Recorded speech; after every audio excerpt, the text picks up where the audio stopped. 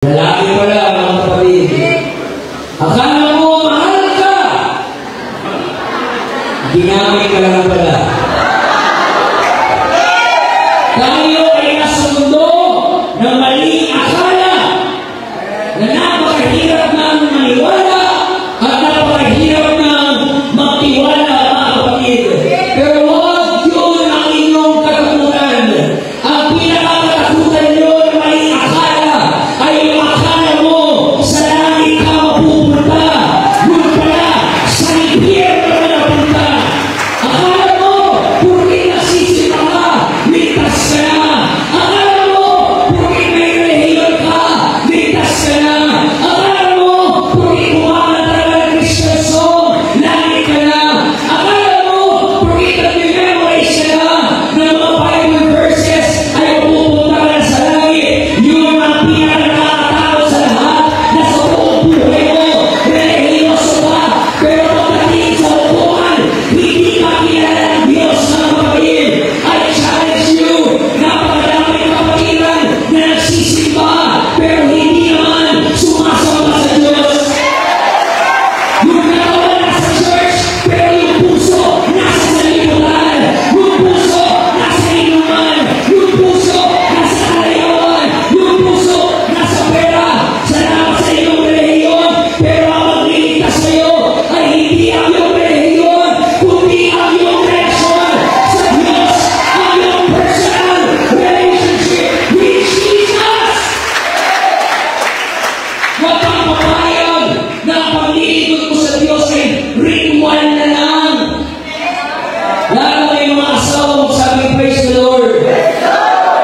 Matutuwa pa kayo yung mga asawa, pag sabihin sa inyo ng asawa niyo, I love you, honey bunch. I love you, my baby. And then pag tinanong mo, bakit ka naman yun? Bakit ang sweet mo? And then sabihin ng asawa mo, kaya mo ulitin ba? Asawa mo, trabaho. Nabasa ko kasi sa libro ko eh. Trabaho ko ito, sabihin ko sa iyo. Ginagawa mo, pero hindi mo ginagawa ng may kagalakan. Matutuwa ka kayo na sinasabihan na pala kayo ng ilawi dahil kailangan lang. Bibigyan na kayo ng bulaklak dahil kailangan lang. Ayaw ka ng asawa mo mag-date dahil sabihin, kailangan yung asawa mo eh. Pero paano kung sabihin ng asawa mo, tara, date tayo, kain tayo doon sa McDo o sa Jollibee. Sabihin niyo ng asawa mo, bakit? Actually, marami akong dapat tuloy ngayon, pero walang ibang nagpapasaya sa akin na makasama kita sa gabi ito. Mas solo kita, ikaw ang nagpapasaya sa buhay ko. Wala na makinig, mga kapatid. Yun ang relasyon na hinahanap ni Lord sa atin. Hindi nagsisimba tayo dahil kailangan na magsimba. Hindi napupuri tayo dahil ito na yung tradisyon. Hindi dapat gano'n ang ating magsama sa Diyos. Dapat masaya tayo na nagsisimba. Masaya tayo na napupuri. Masaya tayo na nagiging sa Panginoon. That's why yung nag-praise David, hindi siya nag-pray ng kaligtasan. Nag-pray siya, restore unto me the joy of my salvation. You can have salvation, pero wala ng joy. Yung ginagawa mo na lang kasi, baka pagalitan ka ng gusto eh. Baka mag-iay ka eh. Nasa na yung panahon na kinikilig ka na magsimba. Kinikilig ka sa salita ng Diyos. Kinikilig ka sa awitan, mga kapatid. Ganong klaseng relasyon ang magliligtas sa atin. Yung may joy, yung may delight, yung may pleasure. Yun ang kagalakan ng Panginoon. Yung makita tayo, na masaya tayo, na naglilingkod sa Kanya.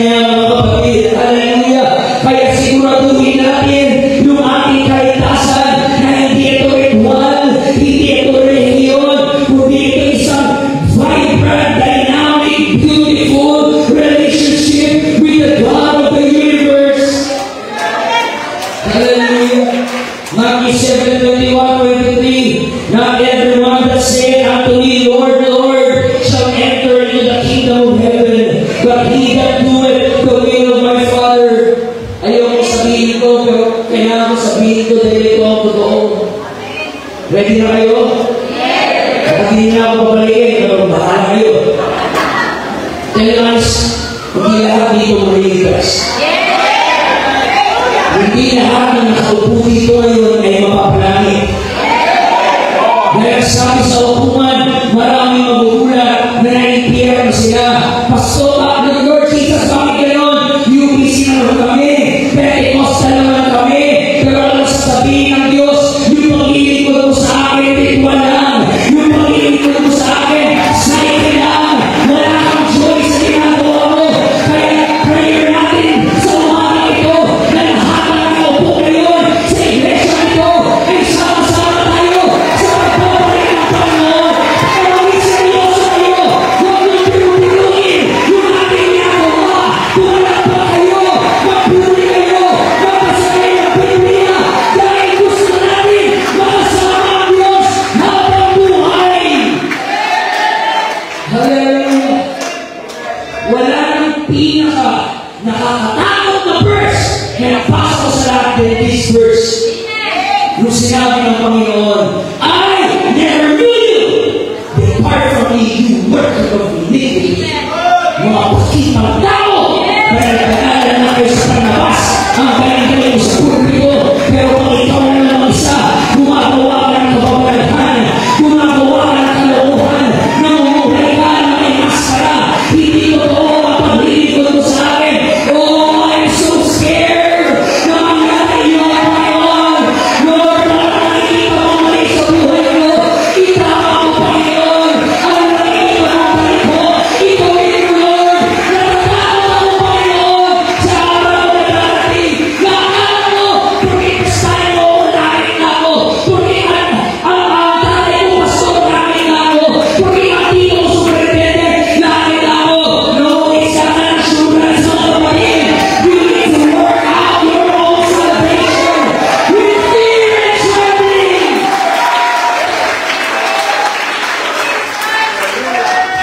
I don't care gaano magaling mag-preach. I don't care gaano marami na dalang kaluluwa. I don't care malaki ang church mo. I don't care marami kang pera. Kung impyerno ka lang din, it's all waste. It's a wasted life. Lahat ng gagawin mo dito sa mundo, kung impyerno lang din palang kahirapan, walang silbihan na. Lahat ng mga wapo, say praise the Lord. Praise the Lord. Ayos ka. Anong gusto ko, confidence ka? Kahit wala na naniniwala sa akin, naniniwala kayo sa sarili natin. Pero, anong say ng wapo nga kayo? Pero susunugin na niya kagwapuhan yung sa impyerno, mga kapatid. Talagang kung nasa gym, todo workout ka, todo push. Diet ka, mga kapatid, isda lang, protein shake, laki ang katawan mo, yung pala nang namatay ka, sa impyerno ka lang dinapunta. Anong say ng buwagan ng lalaki? Anong say ng mga muscle? Kung impyerno ka, lahat ng mga nagaganda, say praise the Lord. Kita mo yung mga nanay, maganda na, sila, maniwala kayo sa sarili niyo, mga kapatid. Maganda kayo, pero anong say ng ganda na yan? Todo babag sa chichanchu, kalamansi, sa kapunta ng papayaso, pinapahid mo, sa mukha mo, todo ano mawala yung blackheads mo, yung mga tigitis mo, yung mga tutok-tutok dito sa mukha mo, talagang very conscious na maging maganda ka, pero ang dulo, impyerno na lang din. Wala sa isayang ganda, wala sa isayang kamupuhan, wala sa isayang kayamanan, kung impyerno lang din, mga kapatid. Kaya sabi ni Jesus, huwag kayong matakot sa papatay ng inyong katawan. Ang katakutan nyo ay ang papatay ng inyong katawan at kaluluwa. Kaya sabi ni Jesus, mas mabuti pang putol yung kamay mo na mapunta ka sa langit kaysa yung puno yung katawan mo na nasa impyerno. Mas okay na pumunta ka ng langit na puno Kaysa pupunta ka ng impyerno, healthy, guwapo ang iyong katawan. It's always, my brother, it's always, wala sa isa yung magsimba mo palagi, kung impyerno ka natin. Wala sa isa yung pagpipray mo, kung impyerno ka natin. Wala sa isa yung nag-aaral ka, nagtrabaho ka, nagsikap ka, nagpundar ka, nabigyan ng magandang bahay, magandang sasakyan. Wala sa isa yung lahat yan. Kung sa impyerno ka natin mapunta, it's all the ways. So, nagpunta tayo dito sa parable ni Jesus Christ. Ang tinuturo ko dito ni Jesus ay hindi na sinasabi pa sa mga maging mayaman. Hindi po yun. Hindi po porkit mayaman ay impyerno na. At hindi porkit pulutin kakain ka, hindi yun ang tinuturo ni Jesus. Ang nilagay dito ni Jesus ay yung mga Pariseo na mga naaman, mga mukhang pera, mga kapatid. In Luke 16:15, sabi ni Jesus, ang tinuturing ninyong mahalaga ay kasuklam-suklam sa harapan ng Diyos. Yung mga tinitingnan nyo is detestable to God. The world we live in ay may special treatment sa mga mayayaman, sa mga famous, at kaya yung mga Pariseo gusto nilang maging mayaman. Para may VIP treatment sila mga kapatid. Pero nilabot sila ni Jesus sa Luke 12:15 ang sabi ni Jesus, mag-ingat kayo sa lahat ng uri ng kaskiman dahil ang buhay ng tao ay hindi nasusuka sa dami ng kanyang pag-aari. Hindi ko rin mas mayaman ka, mas mataas ka na sa ibang tao. Hindi ko rin mas maganda ang bahay mo, mas mataas ka na sa ibang tao mga kapatid. Hindi i-criticize dito ni Jesus yung kayamanan. Hindi i-criticize dito ni Jesus yung mga nahihirap. Hindi sinasabi ni Jesus, maging pulutin kayo para mapalangit kayo. Hindi yun!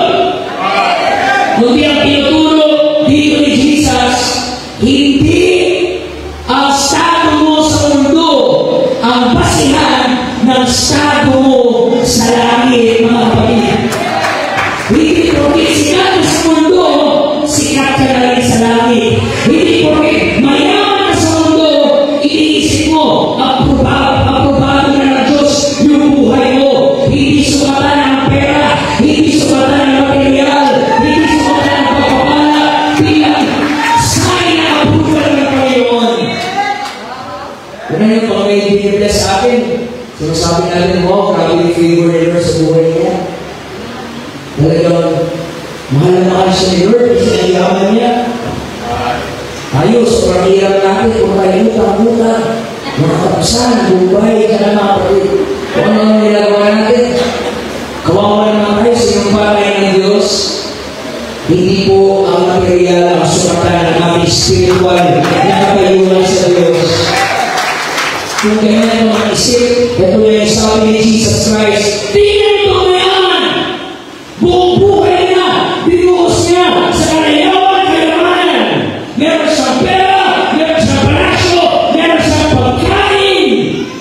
Pero sinayang niya ang buhay niya dahil sa impyerno lang din siya napunta, mga kapatid. Sayang lang ang pagsisikaw ko kung wala ang Panginoong Jesus sa iyong buhay. Sayang lang ang achievement mo sa mundo kung wala ang Panginoong Jesus sa iyong buhay. Yun ang pinaka-nakakatakot. Huwag kayong matakot kung yung mga pangarap nyo hindi nyo makabot sa buhay na ito. Okay lang. Pangarap nyo makapunta ng Switzerland, pero namatay ka na, okay lang yun. Huwag kang mangyayag. Hindi ko hindi mo na abot yung pangarap mo, sayang yung buhay mo. Huwag kang maniwala doon. Ang pinakasayang ay ito. Naabot mo pangarap mo, naging mayaman ka, naging matagumpay ka, sa pag-iipihan mo pa. Yun ang sayang ng kapatid.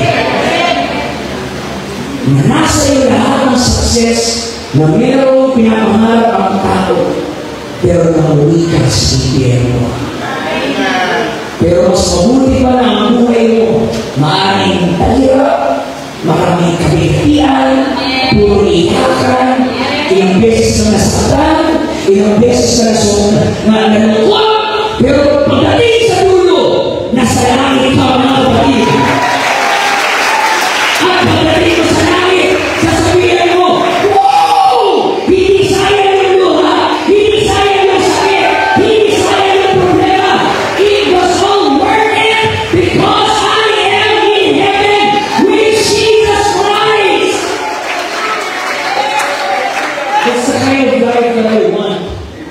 Hallelujah. Huwag kayong matakot kung maaga kayo kukunin ni Lord. Amen? Sino gusto pumunta ng langit? Ask kamay. Sino gusto pumunta ng langit ngayon? Ask kamay. Bigyan ka bawasan ng mga kapatid.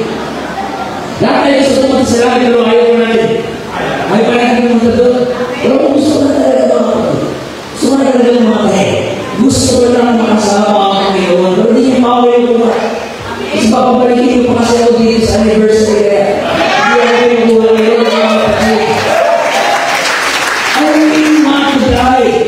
You know what, mga kapatid? Nasa panahon tayo na sobrang sama. Nahihirap na mga piling banal. Noon para magkasala ka, kaya mo pumunta sa bar para magkasala. Pero ngayon, nandito lang sa bulso mo. Pwede ka lang maipiro mga kapatid. Sabi ko, Lord, ang hirap mga piling banal sa'yo. Kung alam mo mapapaksit ako sa future, kunin mo na ako, Lord, please. Ayaw ko maipiro mo, Panginoon. Hindi ako natatakot mamatay mga kapatid. Every day, ready na ako mamatay. Dahil wala akong ibang goal sa buhay ko, kundi makita ang Panginoon Jesus mga kapatid. Di ba? Di ba sobrang sarap ng feeling mo? One day, makikita mo na si Jesus. Yung dati mo lang binabasa, yung dati mo lang naririnig, makikita mo na. Kung inigaw mo talaga, alam mo yung maglalagad sila na gano'n, oh my God! Ayun yung feeling mo mga kapatid, na makikita mo na si Jesus face to face. Ang mahirap kasi sa inyo, ginagamit niyo si Jesus para makabot yung pangarap niyo. Baliktad eh. Pag-iiparan ko si Lord, para ibigay niya sa akin ko. Para ibigay niya sa akin ko. Dapat si Lord yung goal. Lord, ibigay niyo sa akin ko para mas lalo ako malikod sa iyo. Lalo ako maging tapat sa iyo. Si Jesus Christ ang goal. Not money, not position, not popularity, but Jesus is the goal. Oh, hallelujah. Mga kailang sa Davao, mga kapatid, nakasakay ako ng pedicab na parang mga pranday ko. Sabi ng driver doon, gusto kayo ano? Sabi ko po, bigla siya umiyak. Alam niyo, pastor, namatay yung pamangkin ko. Kami na lang ako rin na. Wow, pastor, 21 years old, sayas. Bata-bata na pa, sayas. Sabi ko sa kanya, Kuya, kung sa langit na punta, hindi sayang yun. Kahit baka sa panamatay, okay lang. Kung sa langit ka naman punta, hindi sayang yung buhay ngayon. Ang sayang, umabot ka ng 50, 60, 70, 80, humaba na yung sungay mo mga kapatid. Ang sayang, ang haba ng buhay na binigay sa iyo, Lord, pero pinos mo lang sa kalayawan, sa mata, sa karaoke, sa pagmura, sa panigarilyo, yun ang sayang. It's not how long your life, it's how you live your life that counts and that matters. Father ko mga kapatid, walang tatalo doon sa galing ng araw. I'm sorry sa mga uncle ko. Magaling sila mag-preach, pero wala sila sa kalaman ng galing ng tatay ko mga kapatid. Until now, wala pa rin akong nakikita lumilevel sa kanya.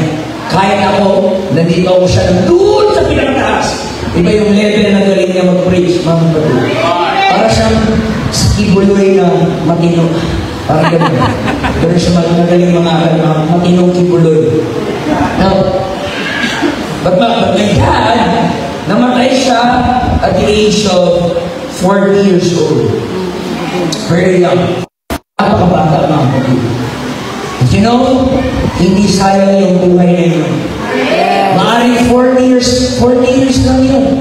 Pero grabe yung impact na binigay niya sa akin at sa buhay ng iba't ibang mga tao na kasaluyuhan niya mga kapatid.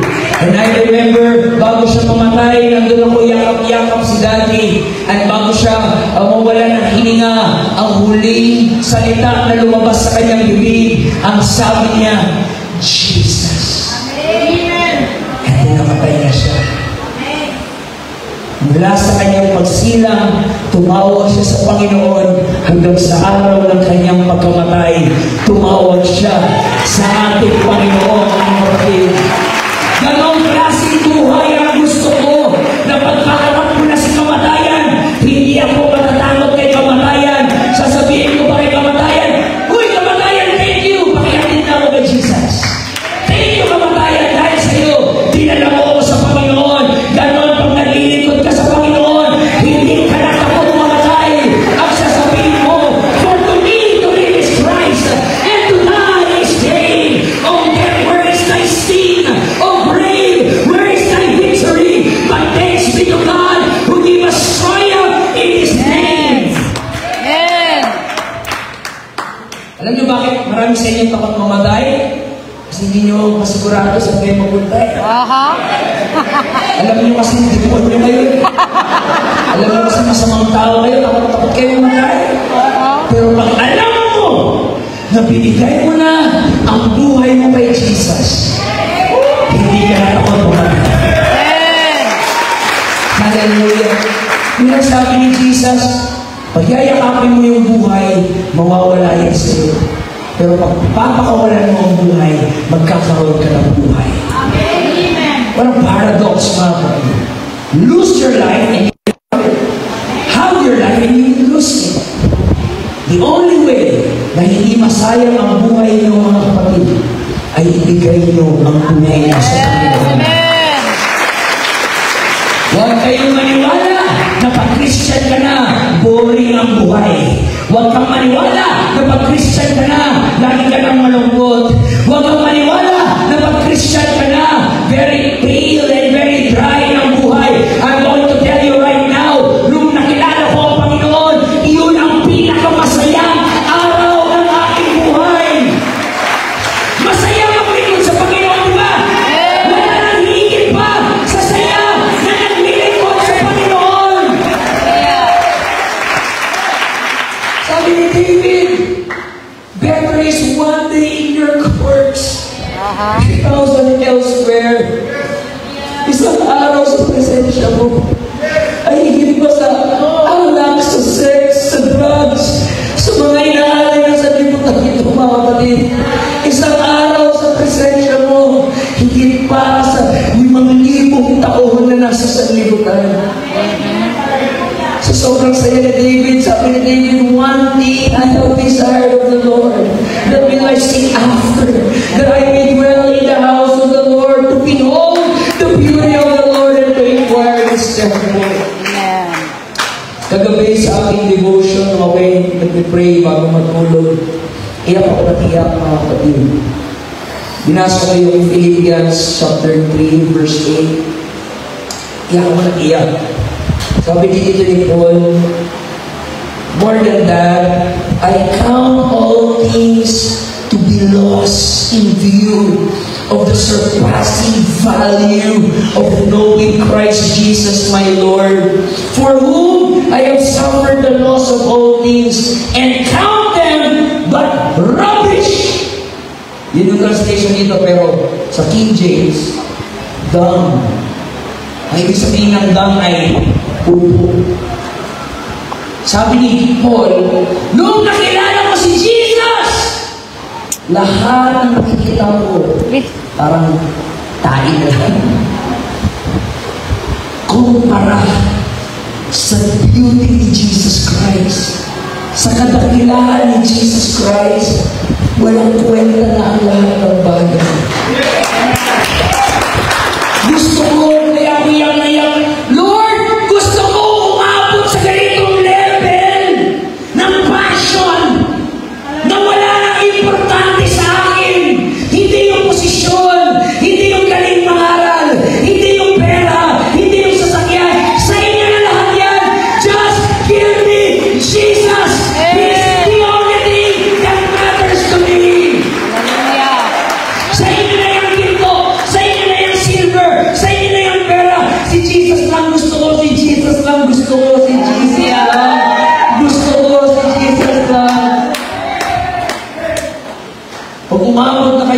yung level ng realization, you are truly saved. Nothing else matter. And Jesus. Na sinabi sa Book of Psalms, your love is better than life. Ano ibig sabihin nun, mga kapatid? Ang ibig sabihin ni David doon, mas okay pa na mamatay kahit na nasa Panginoon kaysa buhay na wala sa pag-ibig ng Panginoon.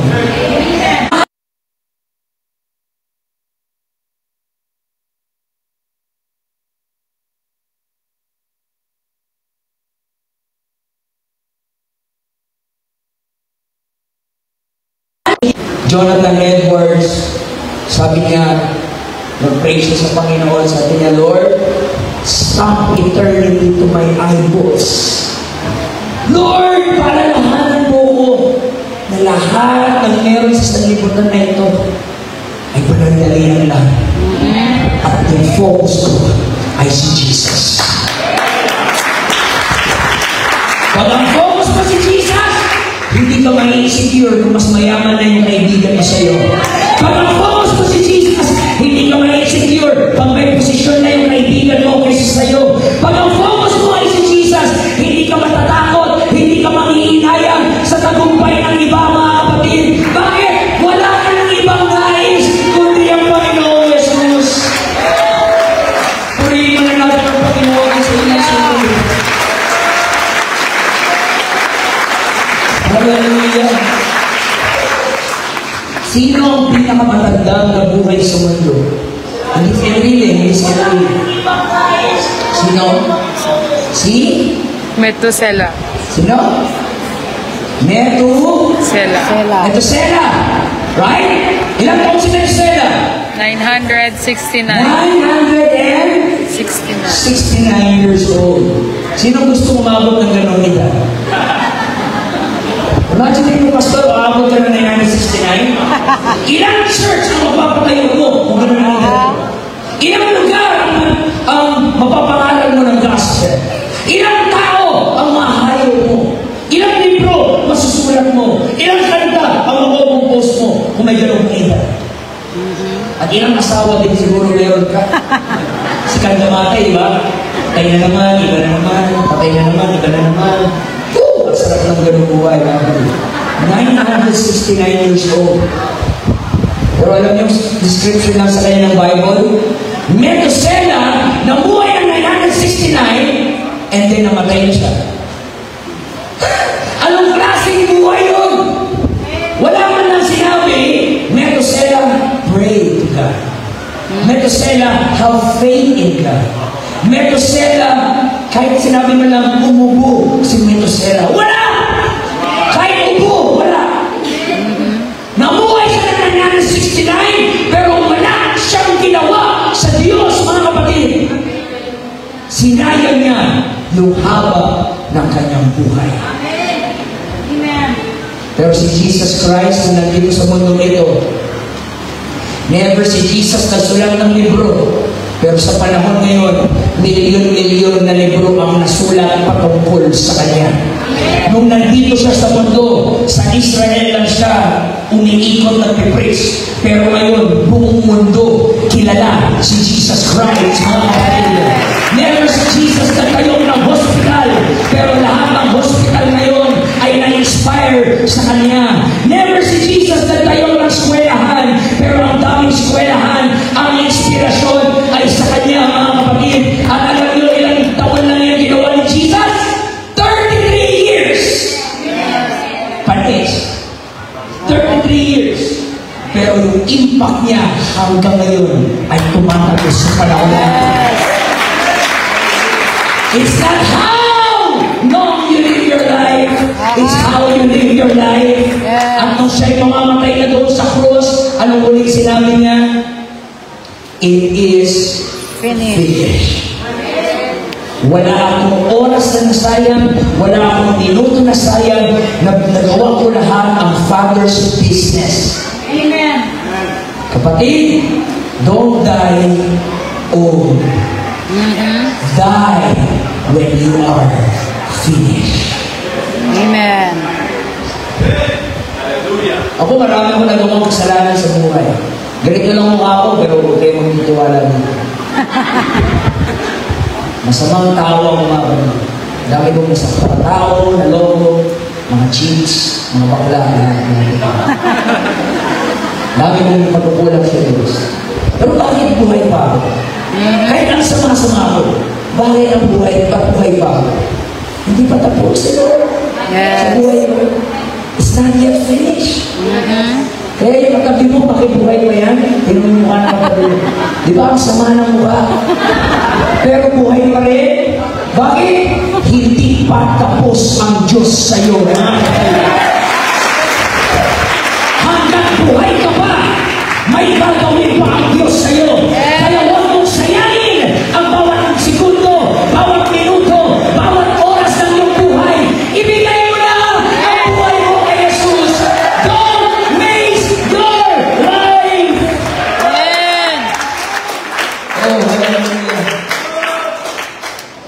Ilang oras na ba? 3 hours? Tingnan niyo itong mayaman. May mansion, maganda yung gamit. Sabi ng Bible, lagi siya nakasuot ng purple. Nung panahon na yun, yung mga mayayaman lang ang nakakasuot ng purple. And the Bible says, He is living in splendor every day. Every day fiesta. Every day ang daming mga chicks lumalapit sa kanya. Every day, kainan, ang daming kaibigan. It seems like heaven for a while. Pero tingnan niyo si Lazarus, pulubi, payat, kung sa Tagalog pa ay taong grasa, mga kapatid, kadiri, puno-puno ng sugat sa katawan, yung mga aso, dinidila-dilaan ang sugat niya, mabantot siya, wala nang mamahal sa kanya, mga kapatid. Yung buhay ni Lazarus, it feels like hell for a while. Now, sa unang tingin, kung buhay tayo doon, ang sasabihin agad natin, yung mayaman ay talagang mahal ng Diyos. Pwede ba ako naman yung isa? Ikaw yung mga kapatid. Kasi parinaan ko ka. Ito ba? Ikaw yung mayaman. Kasi ang pogi. Parang may kumuha kang senador. Saya pergi ke kau kemarin si Lazarus, ha?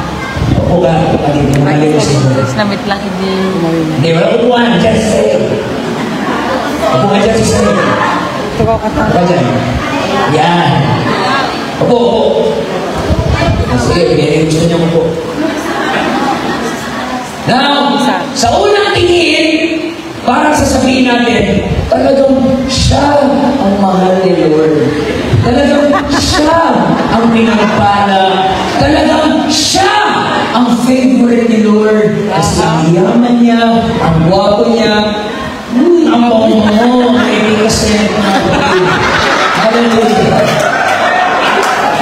Talagang mahal naman siya ni Lord kasi bless siya.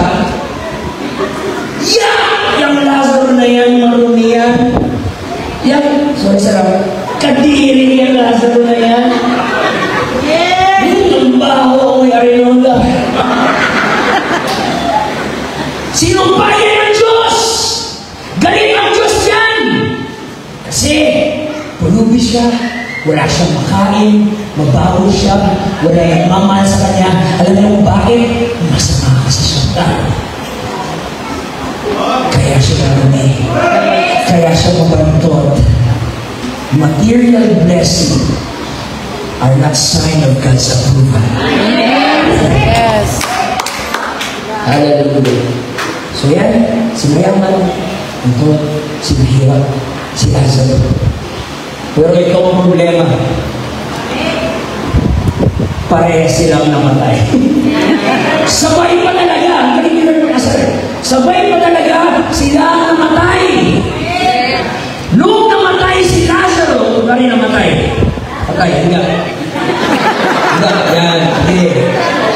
Yan, hingga. Maarap din. Lazaro na ito. Nung siya'y namatay, walang purol. Kasi wala nang may nakakilala sa kanya. Nung nakita siyang kusang masagasaan ko. Sinipa lang siya doon ng mga kapatid. Dahil si Lazaro, taong grasa, marumi, bantot, walang nakakilala sa kanya, walang kamag-anak na nalungkot, walang nag-alala, walang naghanap, walang nangamusta sa kanya. Pulubi siya! Pero wag ka, nung siya'y namatay, may mga anghel sa langit na nagpapaan ng mga kapatid. Anghel. Narito anghel. Anghel. Kaya ito mga anghel, patayin niyo si Lazaro. Lazaro, tumayo ka rin. Patayin niyo. Ayan. Ang escort ni Lazaro ay langit. Ang mga anghel, mga kapatid, sinusundo na siya. Kita mo, hindi siya kilala sa lupa, pero kilala siya ng langit. Anong saysay? Nakilala ka sa mundo, pero hindi ka naman kilala ng langit. Anong saysay? Nasikat ka sa internet, pero wala naman ang pangalan mo sa harap ng buhay. Hallelujah! At kung mapapansin niyo sa parabulo, yung mahirap, binigyan ni Lord ng pangalan. Anong pangalan? Ano ba yan? Nakikinig ba kayo? Anong pangalan? Lazaro. Anong pangalan ng mayaman? Wala. Hindi Abraham. Mamalik na tulan yan. Anong pangalan ng mayaman? Wala. Bakit walang pangalan? Kasi kung sa impyerno ka lang din mapunta, hindi importante ang pangalan mo. Kahit Marcos ka pa, Aquino ka pa, anong mga sikat na pangalan sa sanlibutan, walang kwenta yan kung sa impyerno lang din.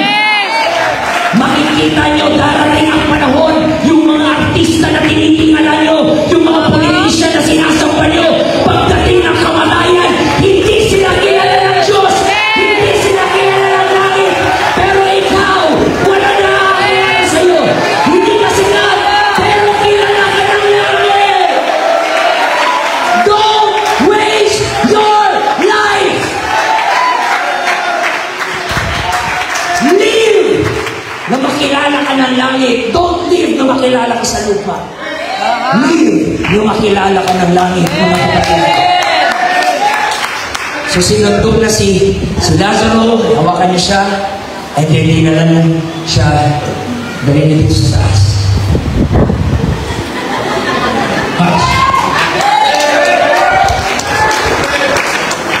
Siya ang kasalangit. Nung namatay yung mayaman, ay nagtulong ka. Mga ilang araw pa na may lamay, may fudgy bar, may kape. Panchang. At sabi pa doon, alam niyo yung mga mayaman, nag-hire pala yan sila ng mga taga-iyak. No? Kahit hindi nila nakilala. Yun ang sabi ng Bible.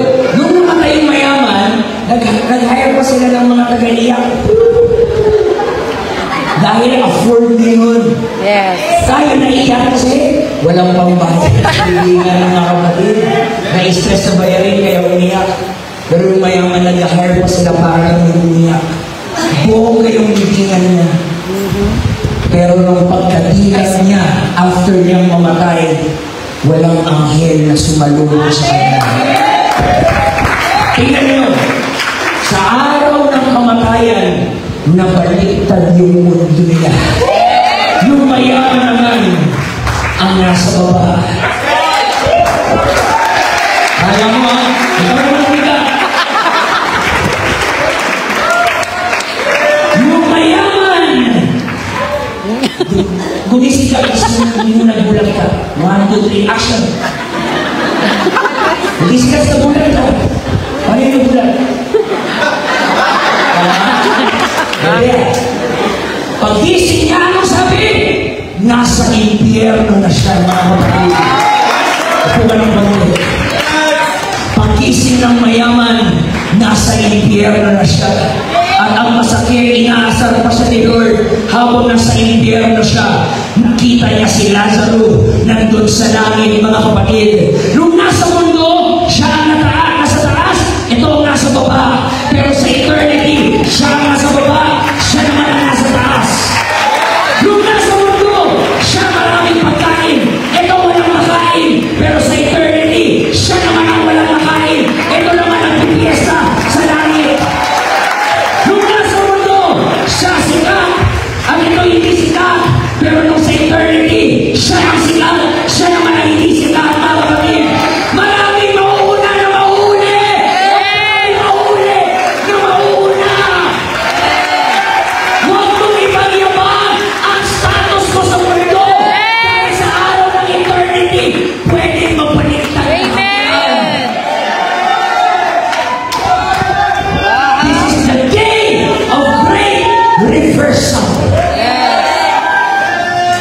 kinukutyan tayong mga Kristiyano. Sa ngayon, tinatawanan tayong mga Kristiyano. Sa ngayon, nilalait tayong mga Kristiyano.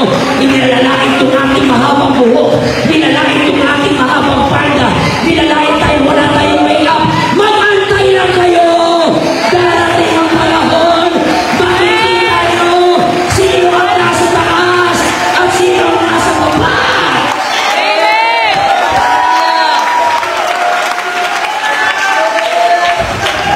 Tingin ka kay Lazaro. Kuwi-kuwi ka naman yan. Hindi ka masayaw lang kung hindi ka sa impyerno. Alam niyo, sabi ng mayaman, Lazaro, ganun ka nga ng tubig dyan sa langit. Pakipagkasal ako, Lazaro, bait dito lang. Please? Sobrang init dito, Lazaro. Sobrang init dito sa impyerno. At alam mo anong pinakiusap ng mayaman kay Abraham? Yung sinayang niya nung nasa mundo siya. Anong pakiusap niya? Mahabag kayo! Mahabag kayo sa akin! Pero nung nasa mundo ka, binigyan ka ni Lord ng buhay, nakabag sa iyo ang Diyos, pero iniisnab mo. Iniwala ito, dumahilig dyan. Di may importante yan, corny yan, balo yan. Yung tinatanggihan mo yun, yan ang hanap-hanapin mo pagdating mo sa impyerno. Hahanapin mo ang grasya, hahanapin mo ang mercy, hahanapin mo ang pag-ibig ng Diyos. Pero ang impyerno ay lugar na walang pag-ibig ng Diyos, walang grasya ng Diyos, walang kapatawaran ng Diyos, wala nang pagbabago sa isip ng Diyos. Pero ay lugar ng galit ng Diyos sa mahabang panahon na binigay niya sa iyo, that you waste your life. At ano sabi ni Abraham sa kanya? Anak, alalahanin mo nung nasa lupa ka. Alalahanin mo nung nasa mundo ka. Anong ginawa mo sa buhay mo? Bakit hindi mo binigay sa Diyos? Binigyan ka ng mata para makita mo ang kaluwalhatian ng Diyos. Binigyan ka ng bibig para tumawag ka sa Diyos. Binigyan ka ng kamay para purihin ang Diyos. Binigyan ka ng paa para lumakad pabalik sa trono ng Diyos. Pero sinayang mo yung buhay mo. Sinayang mo yung talento. Sinayang mo yung abilidad. You wasted your life. Ilang katulong Bible study dumaan sa bahay mo. Ilang tao sumalubong sa iyo, kinapigan ka, tara, magsimba tayo! Ginawa mo. Lahat ng chance binigay ng Lord sa iyo. Kahit hindi ka na nagsisimba, hindi ka pinabayaan ng Diyos. Nakatapos ka ng pag-aaral, meron ka pang magandang trabaho, tapos meron ka pang malagong negosyo, pero bakit wala kang panahon sa Diyos? You're wasting your life. Huwag kayong gumaya-gaya kasi sa limutan ng mga kayamanan na yan. Dyan, may rehab dyan. May rehab dyan. Lahat na nasa rehab na yan, kung mayayaman. Pansinin nyo, lahat ng mga depressed, mga mayayaman. Bakit? Kasi isip nila, bakit tinulong? May pera naman kami. May palasyo naman kami. Lahat pwede namin gawin, pero bakit parang kulang? May size talaga ang buhay. At nadi-depress sila mga kapatid. Because only Jesus can satisfy your soul. Si Jesus na at si Lazaro ay nasa langit. Alam niyo ba meaning ng pangalan na Lazaro? God help him. Amen. Kung mapupunta tayo sa langit, isa lang po ang dahilan. Dahil tinulungan tayo ng Diyos papunta sa langit. Spirit by spirit, tayo rin ay mga Lazaro. Mga mga pulubi, mga kapatid sa spiritual, mga kadiri, mabaho, mga kasalanan, mga kapatid. Pero sa awa ng Diyos, inabot niya tayo sa kumuloy ng ating mga kasalanan. Iyakap tayo sa ating kaurihan at binigyan tayo ng bagong pag-asa at bagong buhay.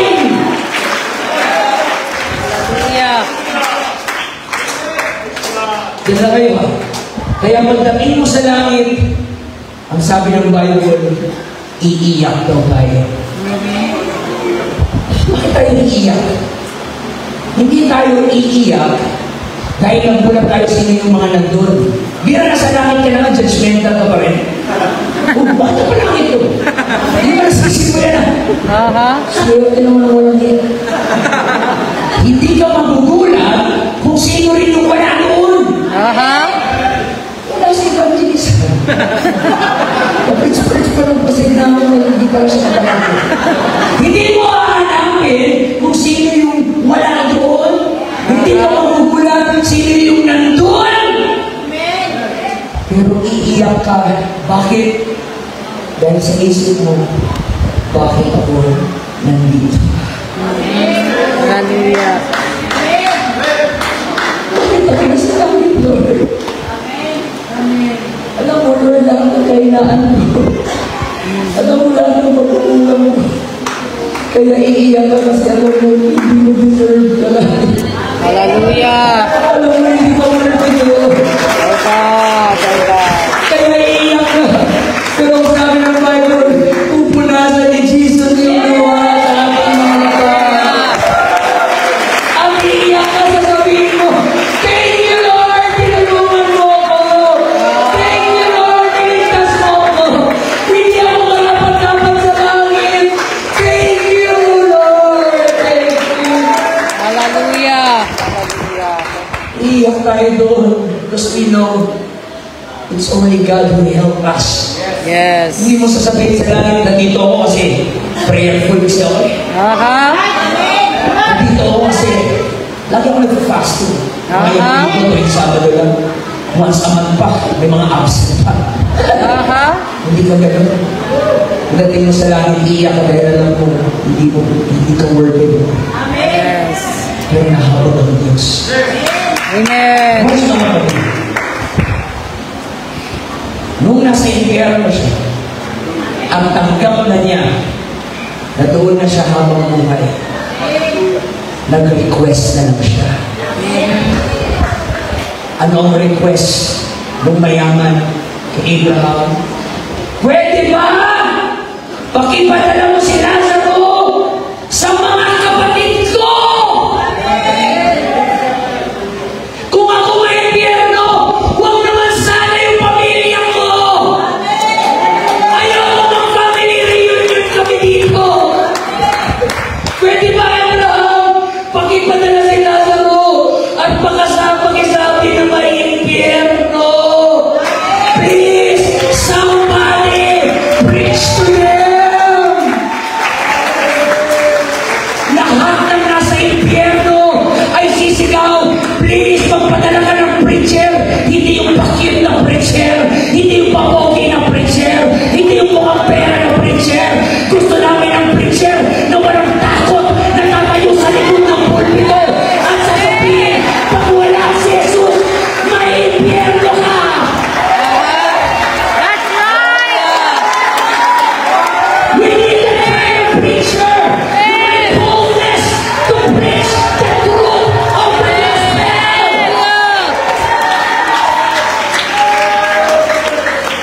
Jesus. Hindi natin kailangan ng preacher na naghabol lang ng times. Yes. Ranasan ko na yun noon, mga kapatid, nagpapastor ako. Dinate ako ng isang kapatid na mayaman, inutusan ako. Pastor, huwag mo na i-preach ko ha. Promise, tuloy-tuloy ko yung times ko. Sabi ko, sorry ma'am, hindi na lang yan. Huwag mong tintahan ang gusto ng Diyos sa pera. Yes. Huwag mong tintahan. Wala akong pakialam, may ma-offend man o may masaktan. At least sinabi ko yung totoo, mga kapatid. Wala ako dito para magustuhan mo ko. Wala ako dito para maging favorite mo ko. Nandito ako kaya kailangan niyong maligtas. May impyerno, may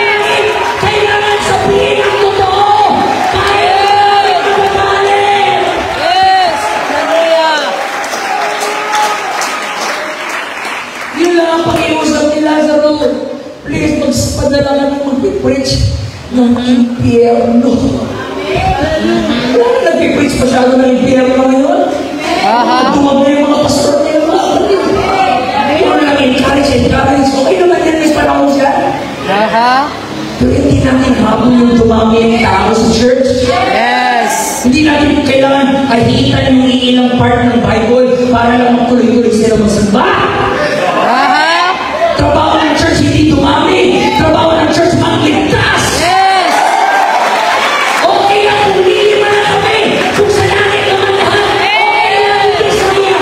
Kasi umabot kayo ng 1,000. Pero 1,000 din kayo mapupunta sa impyerno. Wala yan sa panangian ng church. Ano? Pinapangaral ba talaga yung katotohanan ng Ebanghelyo? Hallelujah.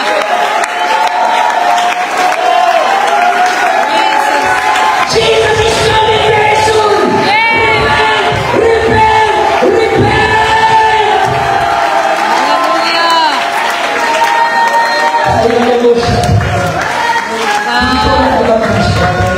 Hallelujah. Jesus.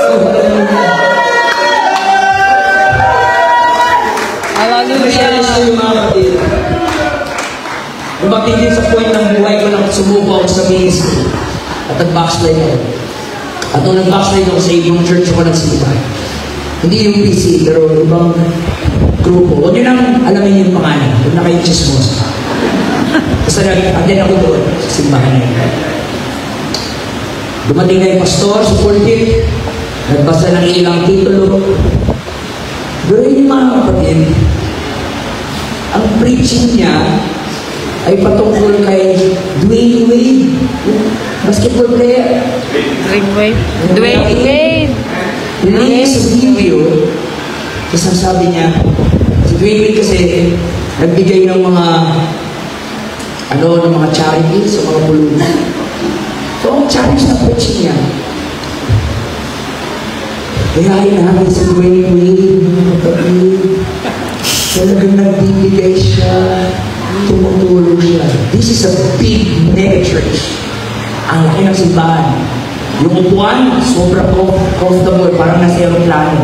Isa na nakakaigit ako mga kapatid. Hallelujah. Ang lamig, komportable. Pero sa buong preaching niya, Dwayne Wade. Kayahin natin si Dwayne Wade. Kaya nung altar calling, hindi ko rin alam kung pipray ko talaga. Dwayne Wade, Lord. Dwayne Wade. Sabi ko, pag-pray sila, magbigyan natin, balik tayo sa sunod na linggo. Basa na naman siya ng isang talata. Patungkol naman sa samurai. Japanese samurai. Sabi naman niya, gayahin natin ang mga samurai. Ang disiplina ng mga samurai.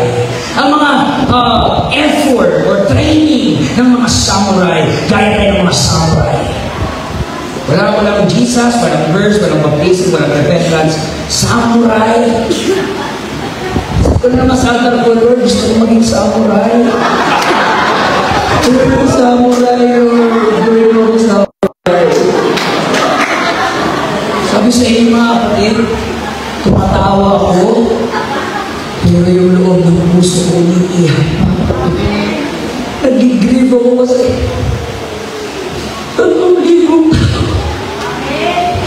hindi narinig yung gospel, mga kapatid. 3,000 tao ngayon. Mga mahihawan na tao, tapos ganito yung pinipray sa pulpit nila. Naawa ako mga kapatid. Ano mangyayari sa mga tao, Lord? Wala na pinipray sa gospel mo, Lord. Ay kung pagbigyan yung patuwa, baka hindi na nakapag-study yung pastor. Baka medyo na-please. Last church. Simba ulit ako doon mga kapatid. Ang preaching niya about gulay. Sari-sari mga gulay na sa PowerPoint. Ito, carrots maganda sa akin. Ito ang malunggay. Ito ang... Sabi ko, tama na! Di na ako dito. Dwayne Wade, samurai, gulay.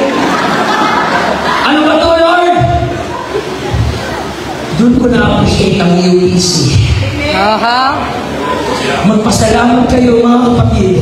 Hindi man kagandahan ang ating mga simbahan, hindi man matalino ang lahat ng ating mga pastor, pero pinapangaral ang katotohanan sa atin. Salamat sa ating mga pastor na pinipreach ang Acts 2:38, pinipreach ang hallelujah, water baptism in Jesus' name, pinipreach ang Holy Ghost, pinipreach ang one God, pinipreach ang holiness, pinipreach ang modesty. We don't need a wishy-washy preacher. We need a bold preacher. Preach the truth. Amen. Purihin muna natin ang Panginoon. Hallelujah. Come on, let's worship the Lord. Hallelujah. Come on, magpasalamat ka sa iyong pastor. May nilinis ang kayo mo. Ipipreach ang holiness. Ipipreach ang modesty. Ipipreach ang kaligtasan. Kaya yung mayaman, isa lang pakiusap niya, magpadala ka ng mga aral. Huwag ka magpadala ng motivational speaker. Huwag ka magpadala ng inspirational talker. Padala ka ng preacher. Amen. Na walang tapo, na alam niya na ang daladala niya ang pinaka-importante mensahe sa buong mundo. Ang confidence niya wala sa sarili niya, pero ang confidence niya ay nasa Word of God. For I am not ashamed of the gospel of Christ, for it is the power of God unto salvation. At anong sabi ni Abraham? Kahit bumaba pa yan si Lazaro sa lupa at mabuhay magmuli, hindi yan sila maniniwala. Kung hindi nga sila naniwala kay Moses at ang kanyang mga propeta, hindi rin sila maniniwala kay Lazaro. Ngayon, may buhay ka, may lakas ka, nakakahinga ka pa. Ano plano mo? Sayangin ang buhay ko, may ibigay ang buhay mo sa Panginoon. Don't waste your life. Hallelujah. Don't waste your life. God. And the song na ulit-ulit kong napakinggan ko today, and I want to sing that song to you this morning as I close in this San Antonio Church. It's my word for you. Don't waste your life. Hallelujah. Give your life to Jesus. God. Bigyan niyo na sa Panginoon. Amen. Promise, walang pinaka-fulfilling at pinaka-masarap sa pakiramdam kundi ang maglingkod sa Panginoon. Amen. Yung song says, kailan pa ibibigay ang buhay mo't lakas sa Kanya na nabigay sa'yo, buhay na wagas. Ang pangalan niyang banal, kailan ay tataas.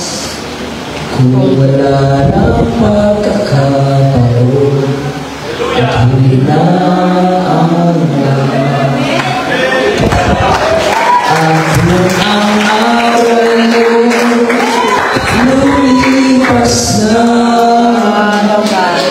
makuha mo pa kaya siya ay paglingkuran. Hallelujah. Kailan pa kaya maglilingkod sa Diyos? Kung hindi ngayon, kailan pa? Asan natin mga kapatid? At kung